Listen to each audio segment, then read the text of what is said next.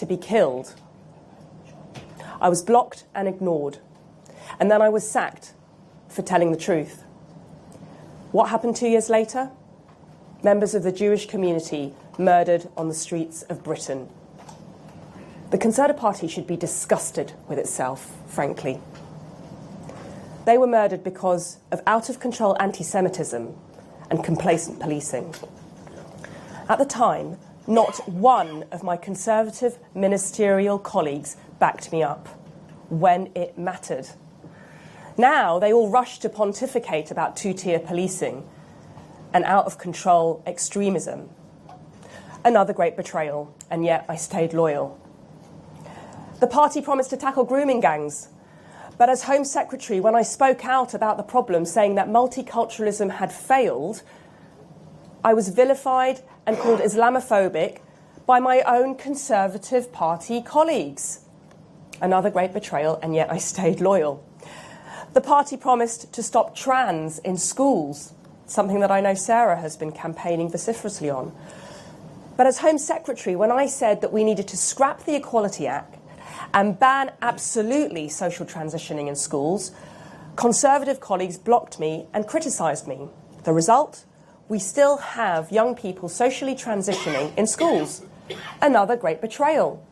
You get the picture. The question really is, why did I stay around for so long? Because at every junction, when it really mattered, when the party had to do the right thing, when it had the power, those in charge chose to do the wrong thing. They chose the weak option.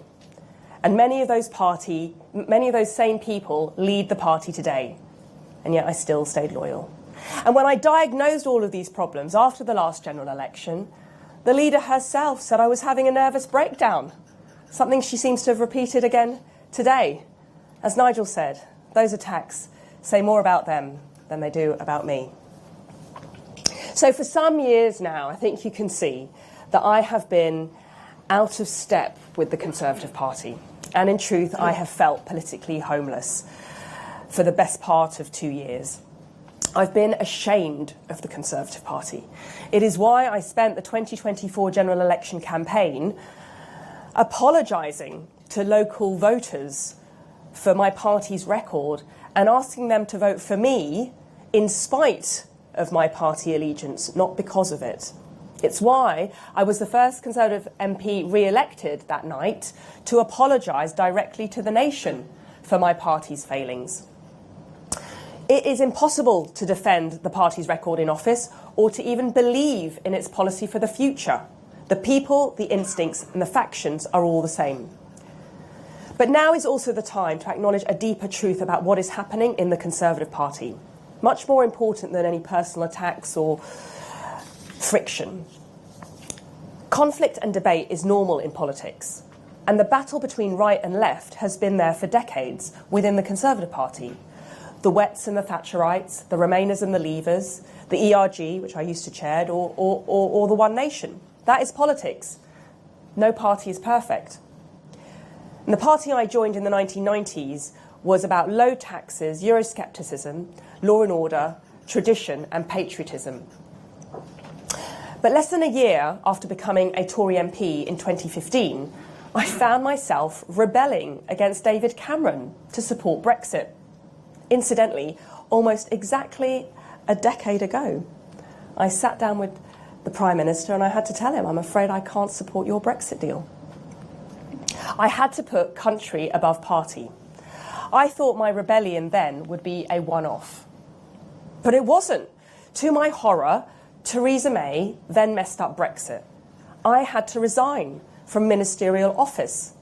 I rebelled not just once, but 3 times. With Andrew, a fellow Spartan, over her Brexit betrayal deal. There were 28 of us who held out. 28 of us believed in our nation's sovereignty, that it was obvious what we needed to do, put country before party.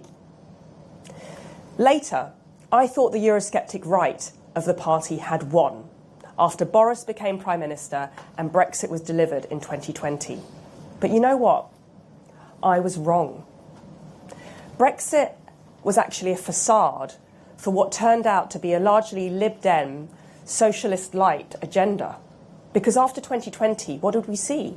Out-of-control immigration, Northern Ireland siphoned off, EU rules still applying in the UK, the highest tax burden in 70 years, a bigger welfare state, weak borders, and woke ideology taking over our institutions. Where had the Brexit that we had all fought for, including this man, where had it gone? So what followed Brexit was my rather lonely attempts to cut immigration, leave the ECHR, tackle Islamism, and boot out failing police chiefs. On none of those questions was the party with me, and I stood alone. So the time has come to admit defeat. I'm on the right, proudly on the right of British politics, but the right has lost the battle for the Conservative Party. I tried with all my might. I took a few for the team. But the One Nation Wets have won the Conservative Party.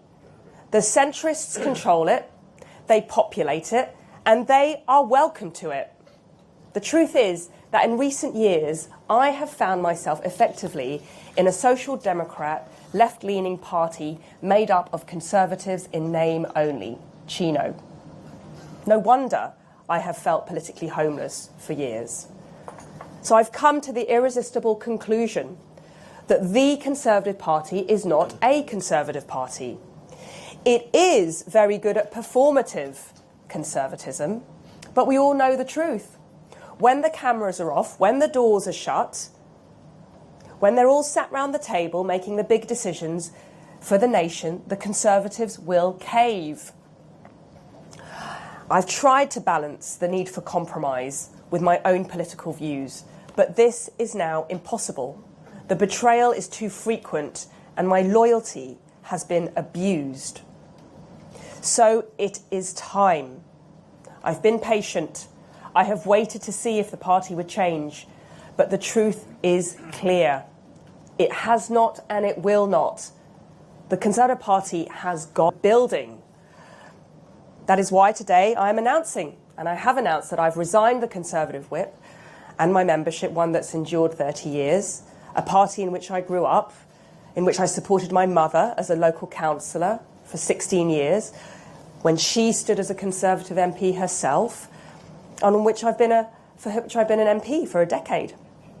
Now, I don't leave the Conservative Party with malice or anger or bitterness. That passed a long time ago. But with an element of sadness when I look at what a once great party has descended into.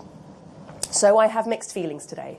I am sad about leaving a political family, especially those members, friends and supporters in Fareham or Waterlooville, people with whom I've worked for a decade for the local community. They are all unsung heroes. And I understand that many of them, some of them, will be feeling hurt by my decision. And I regret that my decision may have hurt them. And I apologise for that. But I very much hope that many of them will join me at Reform UK. And I'm also incredibly excited and honoured and feel very lucky to be joining Reform UK today. You see, there is another way. We can rescue our country and turn it around. We just need a leader in whom we can believe. Someone who hasn't twisted and turned with the wind. Someone who hasn't jumped on the next passing trend just to get votes. The thing with Nigel is that he just keeps going. They try and shut him down. They try to demonise him. They throw all sorts at him. They all try and vilify him. But he doesn't get blown off course. You don't seem to be blowing him off course. You here in the room, the journalists, the media, the mainstream establishment. He actually gets stronger. That is remarkable. It's actually unique in British politics, which is packed with craven, superficial careerists, particularly the Conservative Party. He's not in politics for titles or for promotions. He is in politics to actually do something, to actually mean something, to actually save the country that he loves. He has this unique power to articulate our fears, our anger, our frustration, but also the direction of where we can head to. He's speaking for so many millions of people right now. Millions of people who are smeared as racist just for wanting their country back. Millions of people vilified as bigots just for wanting to stop the boats. Millions of people who are being judged by the establishment just because they want more safety, more fairness and more security in the country they thought they could call home. And that steadfast, determined courage is exactly what Britain needs more of. And that's why I'm very proud to support Nigel. And he's the only man that I trust to lead this party as Prime Minister. And I'm going to do everything in my power to get him there. You won't find tweets by me criticising Nigel Farage. You won't find any speeches by me on the internet having a go at him, because I have largely agreed with Nigel for years. And in fact, there are times over the past few years where I have done and said things as Home Secretary or Attorney General. My Conservative colleagues have criticised me, and Nigel Farage has been the only mainstream politician to come out and support me. He speaks for me, and I know that he speaks for thousands of people in Fareham and Waterlooville and millions of people around the country. He has built a formidable operation. This is more than a political party. It is a movement. It is a mission that is serious, deadly serious about saving Britain. He has assembled a fantastic team of brilliant minds, accomplished individuals, all of whom are making an invaluable contribution right now. And I am proud and excited to join him today. Thank you.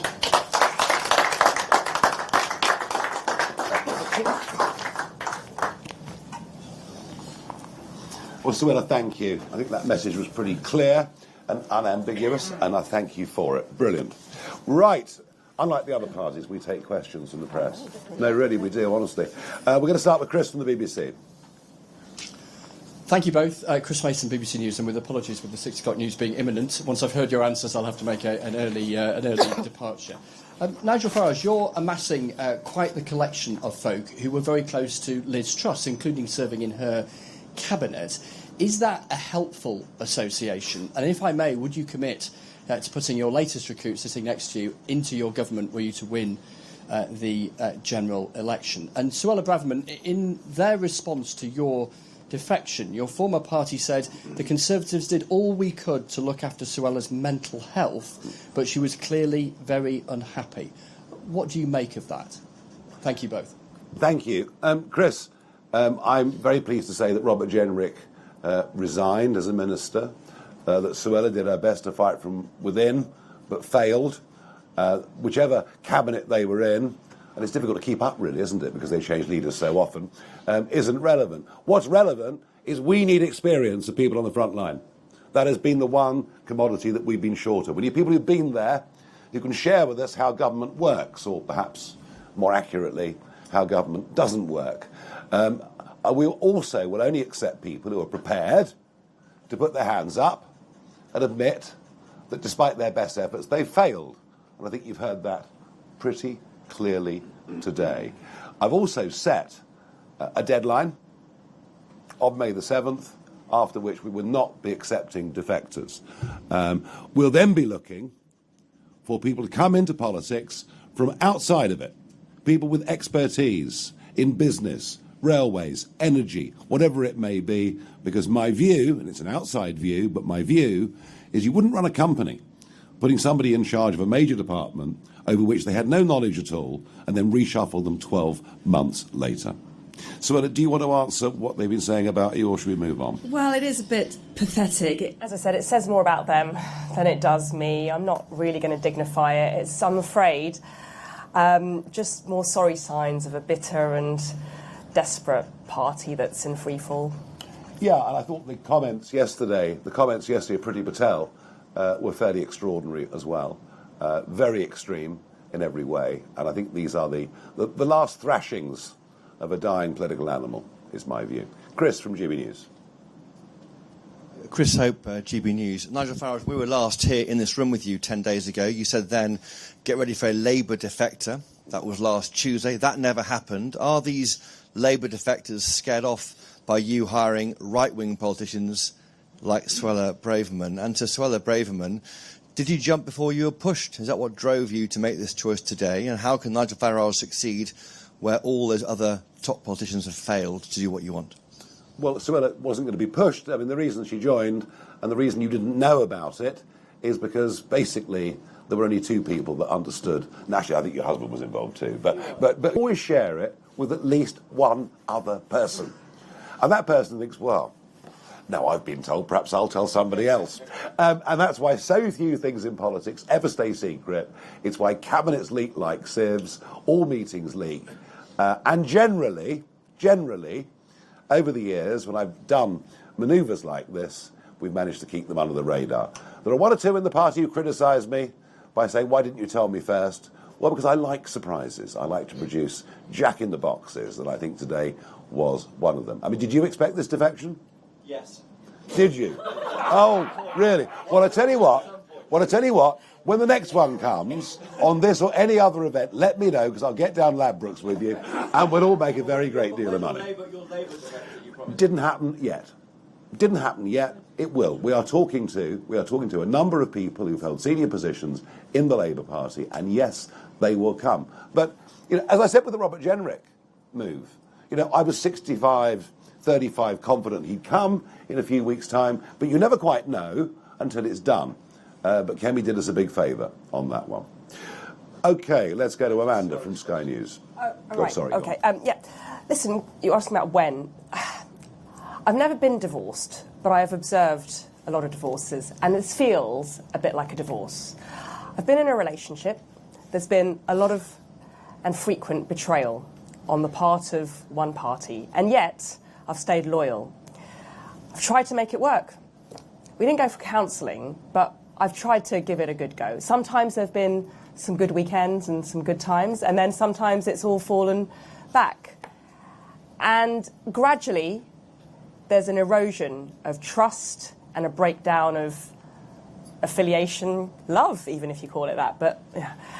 And eventually, there's a final straw. There's a moment when you think, right, this is it.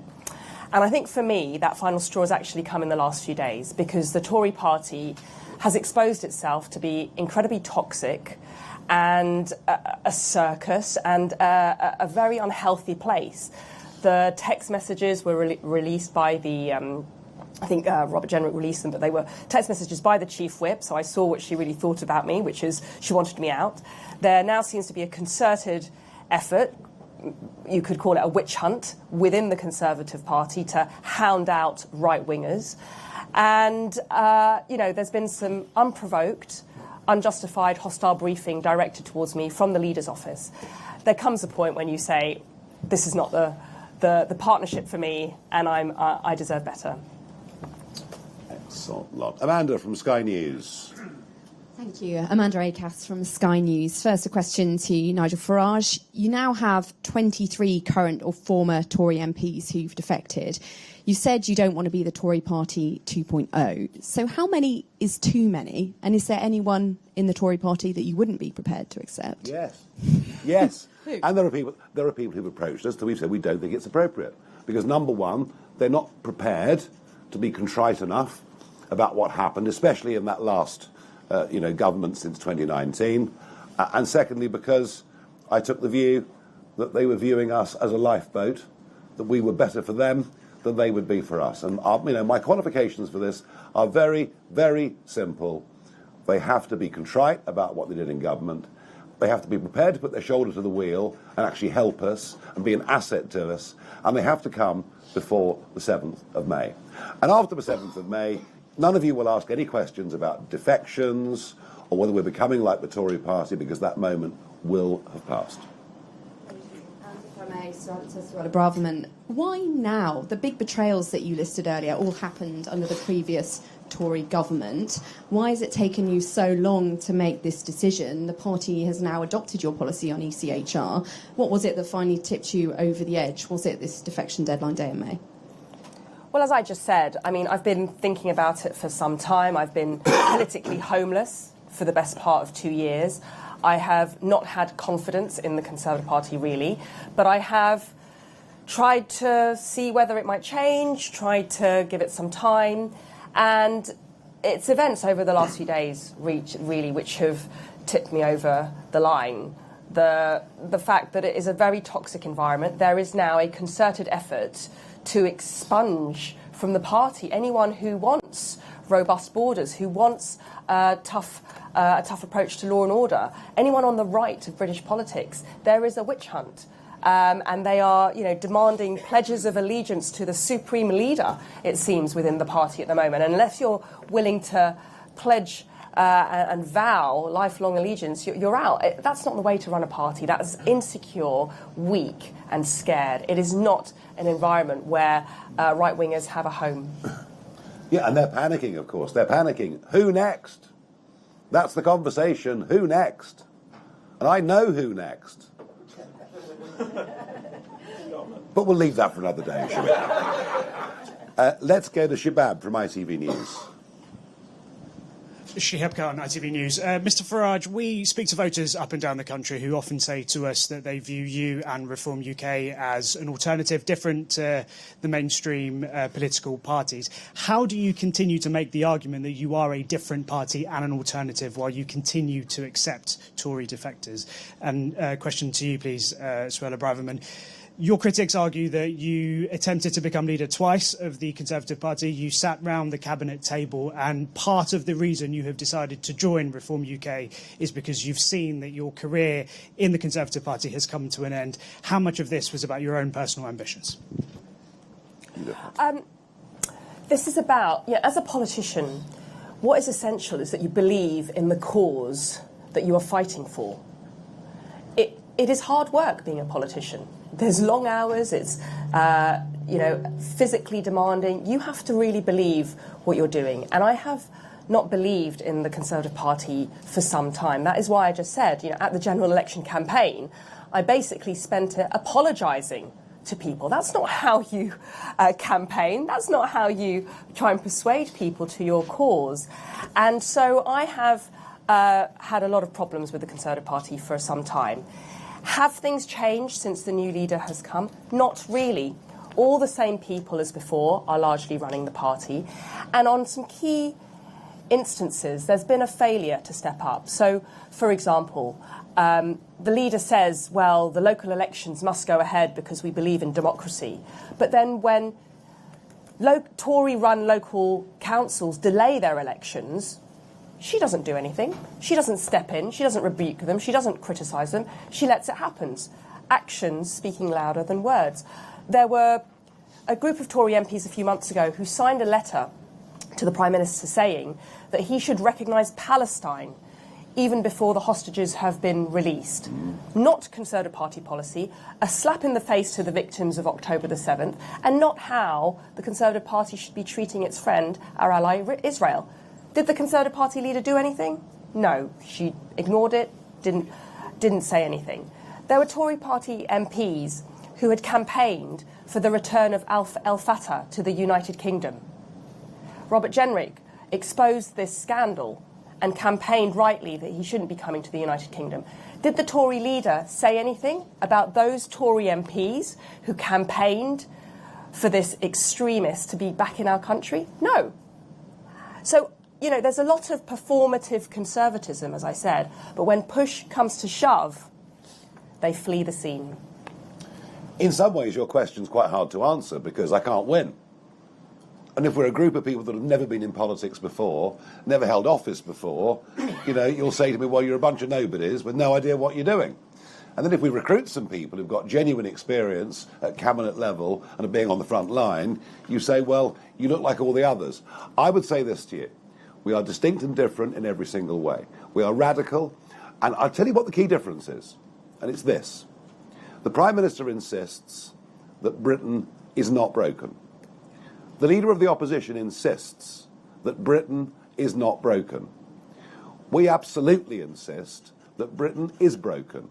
And I don't think, until you're prepared to accept the depths to which we've sunk and are sinking fast, economically, socially, societally, unless you understand and accept those things, then it's impossible to get into the mindset to be radical enough to change them.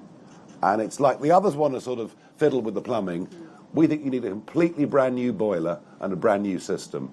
And so people, people here, like Suella, who've in a way been arguing Britain is broken for a very, very long time. And what she's lost isn't her career within the Conservative Party. What she's lost is her battle to get the Conservative Party in the place that she thought it ought to be. And in the end, she's given up with that battle and come to join us. And frankly, we've agreed publicly on most things for 10 years, 11 years. So I think she'll fit in very, very well. And as I say, after May the 7th, you won't be asking that question, because we won't be having anybody in after May the 7th. May the 7th is the day that redefines British politics. Despite the fact they've cancelled 29, or could it be with Essex, 30 sets of elections, both parties to save their own skins. Despite those cancellations, May the 1st is going to reconfigure British politics. I doubt the Prime Minister will survive very long beyond it, with or without Andy Burnham in Parliament. And I believe that on May the 8th we'll wake up and the Conservative Party will have ceased to be a national political party. And from there on, we'll be charting our own course, but doing so with people in our team who know what it's like to live and work on the front lines of government. Moving on to Francis from Channel 4 News. Thank you. Francis Reid, Channel 4 News. Mr Farage, you heavily criticised Suella Braverman over immigration when she was Home Secretary. I'm wondering what's changed exactly and why her performance would be any different under you. Suella Braverman, Mr Farage was scathing about you when you were Home Secretary, and he said this morning he's taken you in because you admit you got things wrong. Do you accept that version of events? And what, in your opinion, did go so horribly wrong? Does that include the Rwanda bill, perhaps? Short of wearing sackcloth and ashes, it's quite difficult to see, frankly, what Suella could have done today to have apologised any more for the actions of the last government. So I'm not buying that at all. And if you took every public pronouncement I'd made against Suella over the years, the fact that you find one comment where I'm expressing my frustration at stopping the boats, right? But I said publicly, I would, had I been a Conservative MP, I mean, they'd never have me, obviously, but had I been a Conservative MP, I would have voted for his leader. You'll find a string of complimentary comments, I promise you. There's a video on YouTube called The Truth About Suella Braverman that Nigel put out a few years ago. It's after I think I was talking about the invasion on our southern border. Yeah. And when I said that as Home Secretary, countless Tory MPs had heart palpitations and they all started to wobble and they started criticising me and saying it was divisive and it was wrong and it was extremist and racist. Nigel Farage put out a little video called The Truth About Suella Braverman where he said, thank you. I called it an invasion many years before. It's finally very heartening to see a Conservative Home Secretary echo my words. He was the only mainstream British politician to back me up at the time. My own party colleagues couldn't even bring themselves to defend me. It says it all. Yeah, and I'm sure that Channel 4 News' coverage this evening will reflect all of that. Accurately and fully of this, I have absolutely no doubt at all. And anyway, it's the Ruth Davidsons in charge now, be in no doubt about that. Noah from The Sun. Thank you, Noah Hoffman from The Sun. There's been a lot of talk today about how Britain is broken, but I was wondering, Nigel, what makes you optimistic about the future and if you have any positive hopes in terms of politics going forward. And Suella, I was wondering if you could expand a bit on the connection that you were drawing between the hate marches. And it is interesting that you actually coined that term, and in the beginning it received so much backlash, but now it is pretty much being adopted by a lot of people. What is your link between the failure of the Conservatives to crack down on the hate marches as they were going on, and then what happened in Manchester, because you seem to imply some sort of connection? Thank you. If you saw our veterans event this morning, what did you see? Wild enthusiasm, optimism. You go to the UKIP conference, which we had in Birmingham in September. It was more like a festival than a party conference. Reform, sorry. I've led so many parties, it's difficult to keep up. You see an optimism. There's no question, there's no doubt about it. And why? because they believe we can turn it around. And actually, if you look, you see, for example, what Rudy Giuliani did in New York. He turned one of the most dangerous cities in America to one of the safest cities in America. We've seen economic turnarounds before. We believe that with the right mentality, with the right level of determination, and with the courage to fight those that will oppose change, that it can be done. And our voters and our supporters do as well. And if this was a negative political movement, I would not be here. I've got stacks of other things that I can go and do in my life. I'm doing this because I believe we can and will turn it around. On the hate marches, they are a damning indictment of failing policing in this country. And they should have been banned when I urged them to be banned around Armistice Day. The fact that a march went ahead on Armistice Day, desecrating the memory of our war dead, is a national disgrace. And in the lead up to that, I was pleading with the Prime Minister, basically.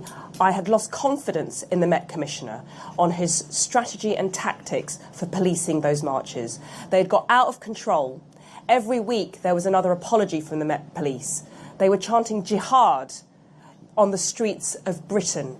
Jewish people had to stay locked up for fear of attack and physical assault. It was a disgrace. And what we've had is, over the 2 years, a normalisation of this extremism on our streets, a normalisation of anti-Semitism, and a flagrant display of two-tier policing, whereby the police turn a blind eye to the pro-Palestinian hate marches and let them scale war memorials, fire off flares, cover their face, chant anti-Semitic chants, and yet a very heavy-handed response to other kinds of protests which tend to connect to the right of British politics. Two-tier policing writ large, a total disgrace and contributory to the undermining of public confidence. And I warned that someone would be killed in 2023. And it is a great shame that 2 years later, members of the Jewish community were murdered on the streets of Britain. Adam from Guido Fawkes. Thank you. Adam Cherry, Guido Fawkes. You mentioned Andy Burnham earlier. So a simple question. If Labour does change leader at some point, would they lose their democratic mandate, and should they then call an immediate general election? I think that was a very likely proposition, and I suspect that's the crisis that will engulf British politics at some point this summer. I think the May the 7th results are going to be so catastrophic for Labour, particularly in places like Wales. You know, Keir Hardie, Merthyr Tydfil, Nye Bevan, Michael Foot, Neil Kinnock, constituencies they've held ever since 1918, councils they've run, let alone devolved power for 26 years, giving us the worst NHS, the worst education in the whole of the UK. Now, opinion polls vary, campaigns change. But if the last measures and markers showing Labour at 10% in Wales, virtually disappearing in really what we could call their historic political homeland, then I do think Starmer is going to face a crisis, and I do think the country will scream out for an election. I mean, we could argue that all the while they've got a majority, they can soldier on. But, the other factor in this, and I've said this before, the other factor in this is the state of the economy. And it's much, much worse than anyone believes. You go out to provincial Britain, you go out to small-town Britain.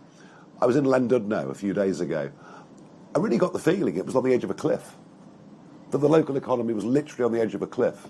And so even if Andy Burnham thinks we can ignore the bond markets, sorry, matey, but in reality you can't. So, yeah, there is a big crisis coming for this Labour government before too long.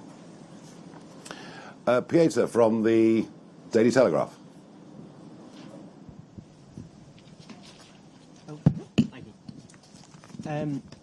Peter here from the Daily Telegraph. The 2024 election showed us quite clearly the country's had enough of the Tories and wanted them out.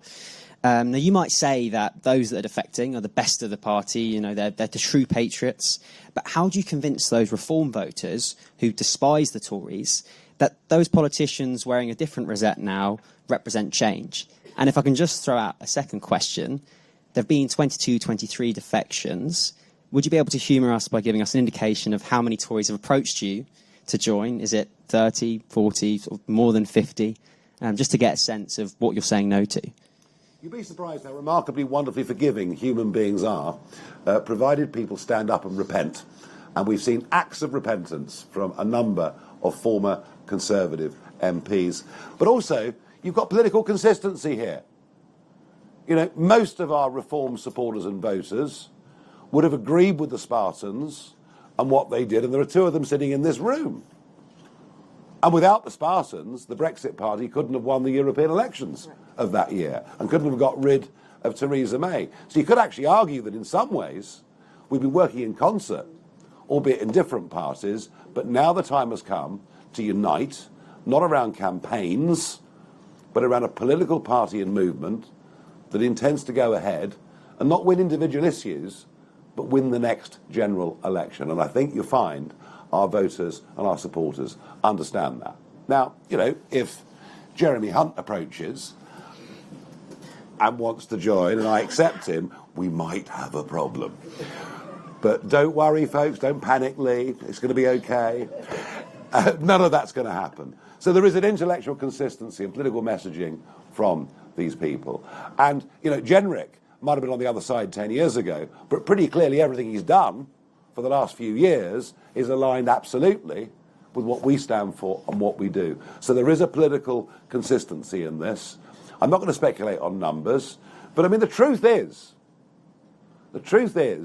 of this current parliamentary Conservative Party, there's only a relatively small percentage that we would even consider accepting. And it's just as simple as that. Let's go to Christian from the Express. So a number of Liz Truss's cabinet are among the defectors that you've received. I believe earlier today you said that Ms Truss herself joining was merely unlikely. Do you not think it would be helpful for Reform UK to rule out her joining, given the anger amongst the general public about the impact of her mini-budget? You've now also got a hell of a lot of big personalities within the party. Is there a risk that you're going to go from a one-man band to Fleetwood Mac? And can you clarify when you'll be announcing your shadow cabinet? I can't win, can I? I can't win. Either you're a one-man band or you're an uncontrollable rabble. I mean, what am I supposed to do? Look, I said it was very unlikely that Liz Truss would apply to join the party. Right? Boom. Said. Done. There's one thing we can be grateful for from that budget. We learned a very valuable, fundamental lesson. That you cannot be a tax-cutting party in a period of continual deficit without cutting government spending. That's the big takeaway. That's the big lesson. That's the bit that Kwasi Kwarteng, bright though he is in many other ways, that's the bit they got horribly wrong, and the markets wouldn't wear it, and many of their own supporters wouldn't wear it.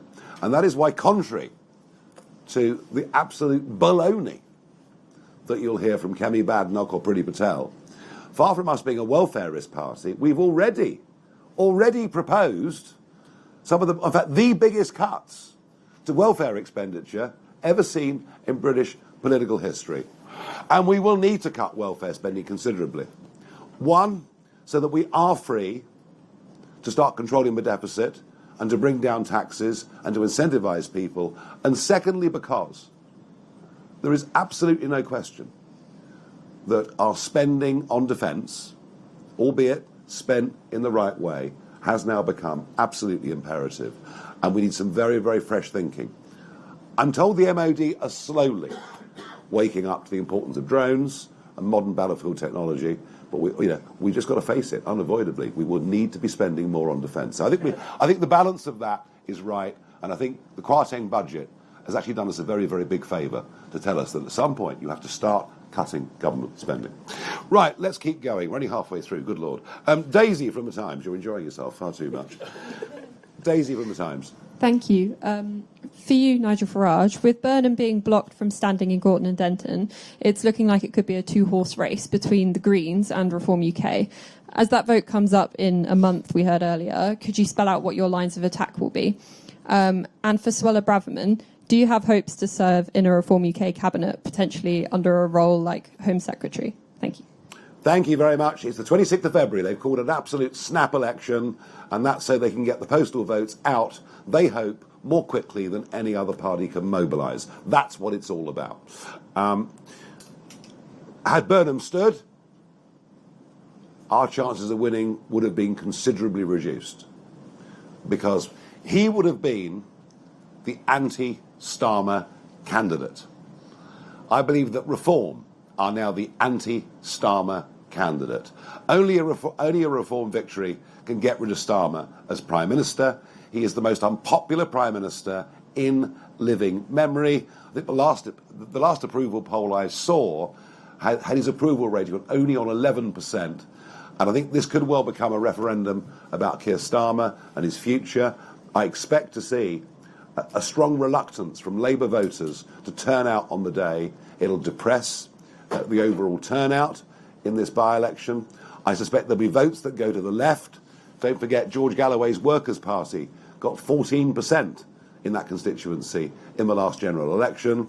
Plus there's going to be an attempt by Greens, etc. And I think our prospects of winning that by-election are considerably better than they were 24, 36 hours ago. But like Runcorn, it ain't going to be easy. These have been Labour seats, culturally, historically, for a very, very long time. So it may well be close, but I think we're in with an extremely good chance. Anti-Starmer, referendum on the Prime Minister, that's one of the key campaign messages. We'll be launching the campaign in the constituency at 2 p.m. tomorrow afternoon. Launching our candidate tomorrow afternoon at 2 p.m. in the constituency. Thank you. Jason from the Mail. Hi, thanks. Since we're talking about Burnham, I mean, Labour started the day having a terrible time. You seem to have taken the spotlight off them today with this sort of attack. Why are you doing Labour a favour? And Suella, can I ask you, you said, Nigel's views are shared by thousands of your constituents. Are you going to have a by-election there? I just find it to come back to this sort of Conservative attack. They seem to be suggesting you've got to be mad to join Reform. Are they right? Well, I have to say, the lower they sink with their criticisms, the more it tells us about them. And I thought Priti Patel yesterday was, frankly, pretty appalling stuff. Pretty appalling stuff. And then the personal attacks on Suella today. Frankly, I think we've dealt with those as effectively as we're going to this afternoon. We're not going to labour the point. Suella said it says more about them than it does about us. We will not sink into the gutter in these debates. I put it as simply as that. We are not doing Labour a favour. We're building an election-winning machine by uniting the centre-right of British politics around Reform. That is what's happening. And I know that at the moment, your newspaper's current editorial line seems to think there should be a merger, that Suella and Ruth Davidson should all get together. And I just don't see it happening. I don't see why it would happen. And also, why would we trust the party not to break its promises and, frankly, let us down again? Anything to add? Listen, I believe in by-elections, definitely. And if I were leaving the Labour Party to go to the Conservatives or government to go to opposition, I think there's a very strong case there for a by-election. But as you heard, I spent the last general election apologising for being a Conservative. And I believe that I won that seat despite the Conservative rosette, not because of it. A lot of polling said that I was going to lose that seat. I put out leaflets saying that we needed to leave the ECHR, which was not my party policy at the time. And the reality is that now that I'm a Reform UK MP, the people of Fareham Waterlooville will have a more authentic Member of Parliament who can speak in alignment with her party much more freely and much more authentically. Thank you. Samara from Talk. Thank you, Samara from Talk. Given the concerns raised about sites like military barracks in Crowborough, where illegal migrants were basically smuggled in the middle of the night last week, I was down there and the people are just basically enraged and frightened. Would a reform government ensure that people in the UK that are here illegally are not free to move around unchecked? And given you won't be able to shut down sites like Crowborough on day one, how would you enforce that? The residents of Crowborough would be far less concerned if those young men who illegally come to Britain, willfully discarding their iPhones and their passports in the Channel at the 12-mile line, about whom we know absolutely nothing, they'd be far less concerned, the residents of Crowborough, if they were kept behind locked gates. They'd rather they weren't there at all, but the real concern is that these people will be moving freely out within the community. And I'm sorry if people don't like it, but if you allow large numbers of young men to come into Britain from countries with cultures that treat women not even as second-class citizens, don't be surprised when you get incidents such as that caused the uproar in Epping last year. These are major, fundamental, cultural differences. And you know what? Joe Public has absolutely had enough of it. Promise after promise. Stop the boats. We're going to deal with this. We're going to deport people. And I think the real answer lies with the ECHR. But I think the lady sitting to my right knows rather more about this than I do. Nigel said it all. There's nothing more I can add. Listen, the fundamental crux of the problem is we need to regain control over a lot of our detention powers, our deportation powers, and how we empower the state to deliver the swift removal of illegal migrants. That's the cause of this problem we're seeing. And leaving the ECHR is the first necessary step. And I set out the plan, the legal and policy strategy on how to do that earlier last year. And I was very pleased and grateful that Richard Tice supported and endorsed the plan. It's ready to go. Agnes from LBC, we're rattling through now. Aggie Chambray, LBC. Suella Braverman, you said that it was the first time in years that you can finally believe in something. Do you remember when you stopped believing in the Tories? For example, did you believe in the Tory government when you were Home Secretary? And if I may, when you walked into Reform UK HQ this afternoon and saw Lee Anderson and Robert Jenrick and Andrew Rosendale and Danny Kruger, did you have a moment where you panicked and thought you hadn't joined a new party after all? When did I stop believing in the Conservative Party?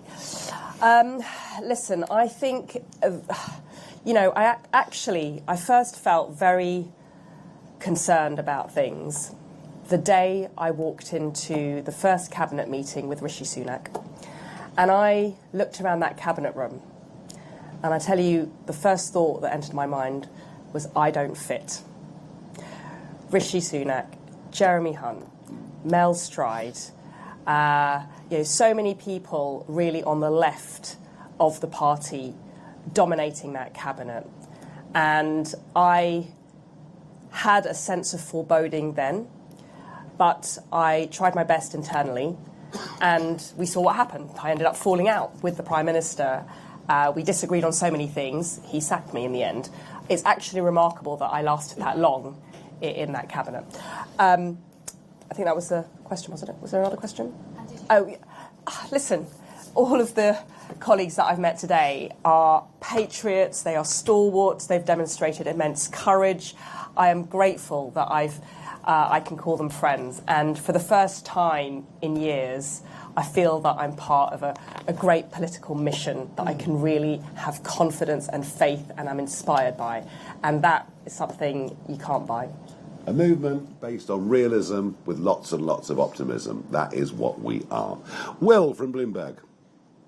Thank you. Will Standring, Bloomberg. Suella, as a former Home Secretary and Nigel as the man who hopes to deport hundreds of thousands of people from Britain, I'm wondering what your reflections are on the actions of ICE in the US recently. Is this a model for your own deportation push? Well, they've gone too far, very clearly. And that is why the White House have taken action and sacked Noam today. They've gone too far. I mean, look, if you're confronting a protester that is openly carrying a gun, you've got an issue. But once he's been removed of that gun, then that clearly shouldn't have happened. I mean, look, truth is, there are many, many deaths in America every year caused by the police. There is a different attitude in a country where guns are more freely available. But yes, I think ICE has gone beyond its limits right at the moment. Has it done a good job is another question. And what's really interesting about the numbers that have gone from America is most have gone voluntarily. The ICE agent knocks on the door and says, listen, mate, we know you're here illegally. Please do this the nice way. Go. We'll give you $1,000 spending money when you get there. We'll pay your fare. And by the way, if you want to reapply to come to America under a skills visa, we will not discriminate against you. And that is why over 80% of deportations have genuinely been voluntary. But when it comes to those, that refuse to leave, they clearly take tougher action. The deaths that have occurred have both actually been not with illegal immigrants, they've been with protesters. So big rethink needed in how ICE operates, something the White House has acted, I think, really pretty quickly on. Okay, Emilio from Politico. Hi, thank you very much. Nigel, you said yourself that some of the people that you're welcoming here failed in government.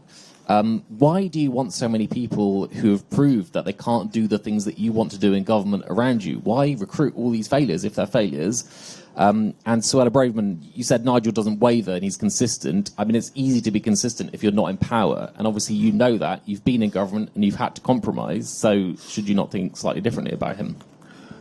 Nobody in life that's been successful, nobody that's been really genuinely successful has not had a series of failures along the way. And you know, it's really funny in America, the culture in America, you meet rich, successful people, they boast about their failures. In Britain, you lot write it up as if somehow people have committed a terrible criminal offence because they've had a business that failed. I'm going to say this on Suella's behalf. Her failure wasn't to deliver the policy objective she had, and the same applies for others. The failure was to persuade her own government, her own party, to do the things that were necessary to achieve that success. And this is why ECHR membership is absolutely central to everything we intend to do if we win the next general election. If we don't remove ourselves from ECHR, frankly, when it comes to criminality, when it comes to deportations, when it comes to all these issues, frankly, we will fail unless we leave the ECHR. And I think, you know, for me, excuse me, from the outside, you know, it's the Conservative Party saying it will do Rwanda, saying it will do this and do that, whilst at the same time being in the ECHR, facing both ways at the same time, thinking that appeals to a broader electorate. And our feeling is, you know, when the recent opinion polls show that 74% of Britons in polls think Britain is broken, they're ready for radical action and different thinking. On consistency, what I find very impressive about Reform UK, and in particular Nigel, is the way in which they have taken what started off as a protest party and made it the leading political party in British politics right now. That has required consistency of message, focused delivery, and very strict adherence to a plan. You don't do that by being inconsistent. You don't do that by being all over the place. And I think that is not something that anybody can really lay claim to. It's something that Reform, led by Nigel, have achieved in a very short amount of time. They're on the way up, and they're only doing that because of very strong leadership, down to consistency. Helen from PA. Thanks. Hello, Helen from the Press Association. Suella, you gave us a list of broken promises from the Tories and spoken about the failure of the party, but do you feel that you personally failed, or is there nothing in your eyes that you could have done differently in that role? And then I understand your husband joined Reform and then left last year. Has he rejoined with you this time? So, listen, I've reflected a lot on being part of the last failed Conservative administration. And as I said, that is why I was the first Conservative MP re-elected to publicly apologise to the nation, taking responsibility. I feel I exhausted every avenue. I tried in the room I tried politely, I tried quietly, I tried diplomatically, I tried gently. I was ignored, I was blocked. Then I tried a bit more forcefully, I tried loudly, I tried a bit more stridently, and then I was sacked and punished. I'm not quite sure what else I could have done. What I've learned is it's not me, it's the Conservative Party. It's the Conservative Party that can't change. Yes, and listen, my husband has rejoined. He's been supporting for many months now, and it's very nice that we're now both members of the same political party. I think that makes Sunday lunch a bit more amicable. Very, very good. I was asked earlier this morning, how long had I been negotiating with Suella? I reckon about 10 years, don't you? Because we've always believed in the same things. All right, only three to go. David from the FT. Hello, David Shepherd from the Financial Times. One for Suella. Nigel's spoken about where ICE went wrong in the United States, saying it went too far. But should people who think, OK, we may be seeing a reformed government in a few years' time, should they expect to see agents similar to ICE on the streets of the UK? And quick one for Nigel as well. On the, you said you want to bring in outside expertise into Cabinet. You've got an increasing number of big beasts coming across into the party. Will there be room to accommodate both outside expertise and the people you're bringing in? Well, yeah, I mean, look, the trouble is we could be absolutely ram full, couldn't we, of talent in all directions. No, look, there are so many areas of our life where there are people out there who've been successful, who have knowledge, and who I think will be attracted to a mission that says we've got to turn this country around. I genuinely believe they're out there. We've never done it properly. There was one moment I thought, wow, Gordon Brown's got something right. Not gold, by the way. But, when he appointed Digby Jones, former head of the CBI, successful West Midlands businessman, and he appointed Digby Jones to be a business minister. He was bringing somebody in from outside who'd never been in politics. And I thought, that's really interesting. And I wonder whether British politics would change. I wonder whether we start seeing ministers, with real expertise in areas. Since then, sadly, very, very few genuine experts have been brought in. And I very much doubt the elected wing of the party will resent outside expertise coming in. In fact, quite the opposite. It's more likely to make us a successful government. Listen, I think when it comes to our border security, there is a very strong case to increase the powers of any immigration enforcement officers that we deploy. At the moment, they're hamstrung. They're hamstrung by human rights laws, they're hamstrung by health and safety laws, they're hamstrung by all sorts of needless and obstructive bureaucracy.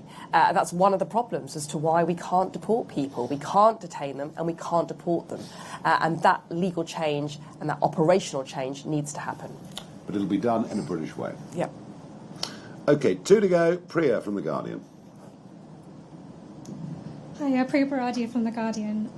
For Nigel Farage, so you mentioned today your views on ICE going too far, and you've said in the past that the party wants to take a Trump-style approach to immigration. Do you still see Trump? Do you still see Trump? Have I? Richard Tice has. Has he? OK. Do you still see Trump as a force for good in the world? And for Suella Braverman, I wanted to ask, when was the last time you were able to speak to Kemi Badenoch, and what was that conversation about? Did you feel you could share some of the concerns you had about the party with her?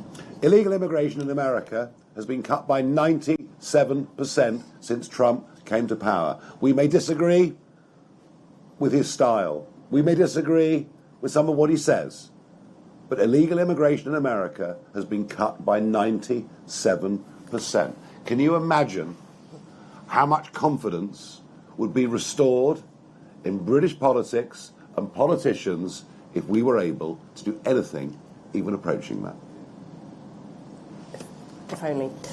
The last time I spoke to Kemi was when she asked me to vote for her in the leadership contest. She started by apologising to me for saying that I was having a nervous breakdown when, after the general election, I diagnosed the problems with the Conservative Party, saying that we had spoken about being robust and conservative, but governed in a wholly weak and ineffective way. And she had said something disparaging about me. She apologised, and then she asked me to vote for her in the leadership contest. Okay. Right, the last question. The last question of the day goes to Jane from the iPaper. Thank you. First of all, to Suella, do you think, given her response to your defection today and given the hostile briefings, the Conservatives' response today, do you think the Conservatives are turning back into the nasty party?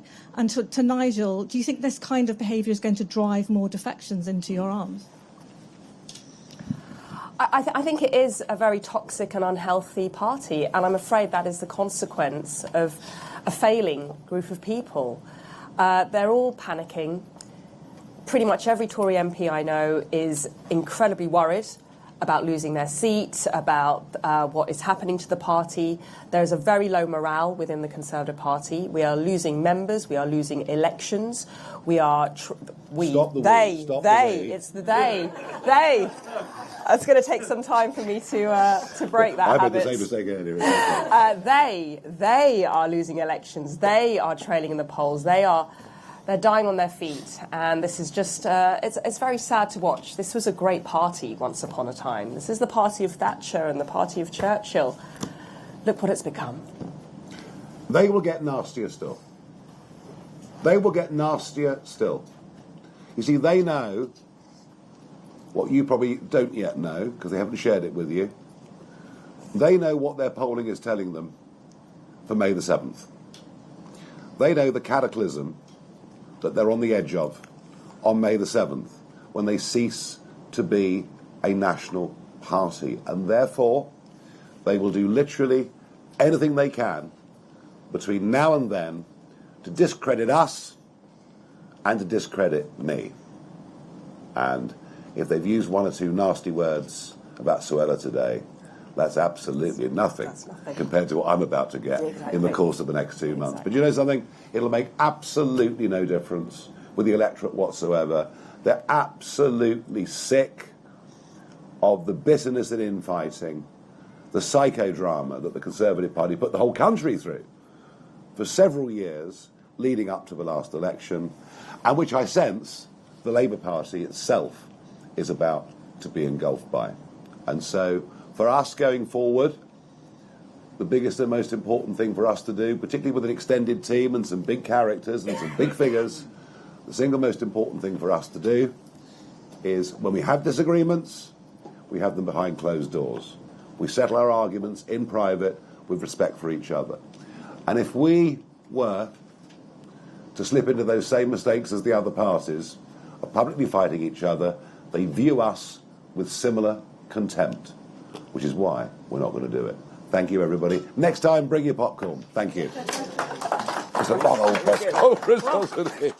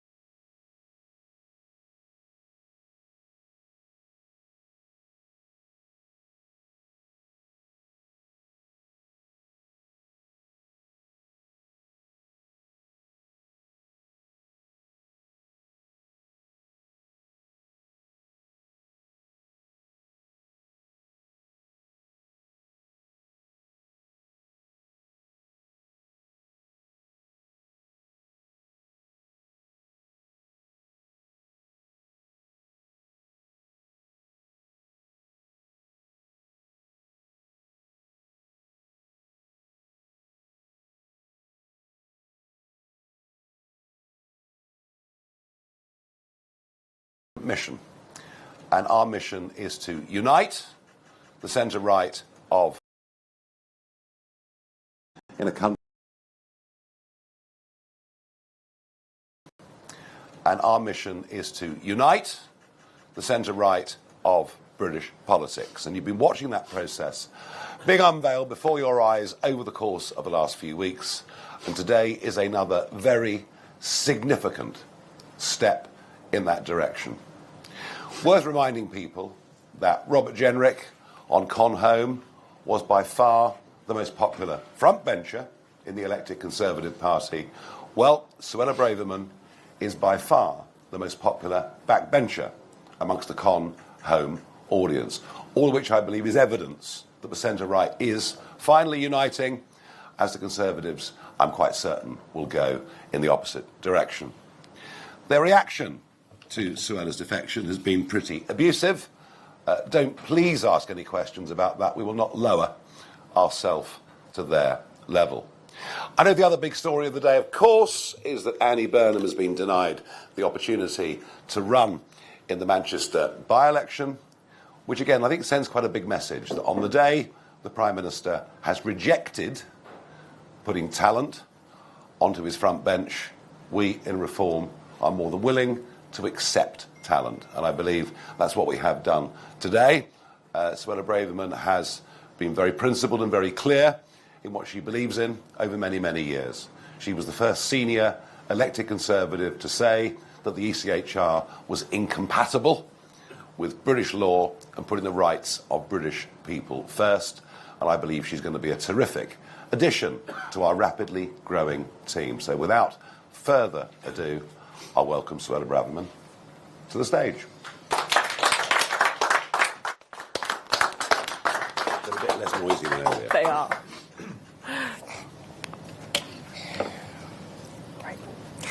Thank you, Nigel. Very, very kind of you. Very good to see all of you this afternoon. As I said this morning, this feels like coming home. And I am incredibly grateful for the welcome, the support, and the fact that I am finally part of a mission that I can believe in. Because the truth is, for the first time in years, I now feel that I can truly believe in something.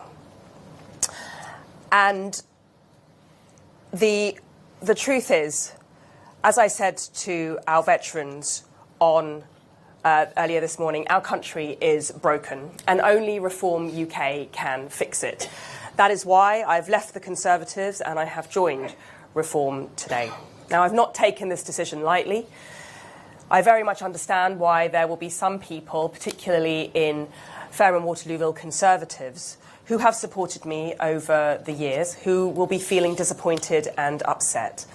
And I want to say to them that this is not about you. To those local supporters who have confided in me about their frustrations with the Conservative Party, but who have only stayed put because of me, please join me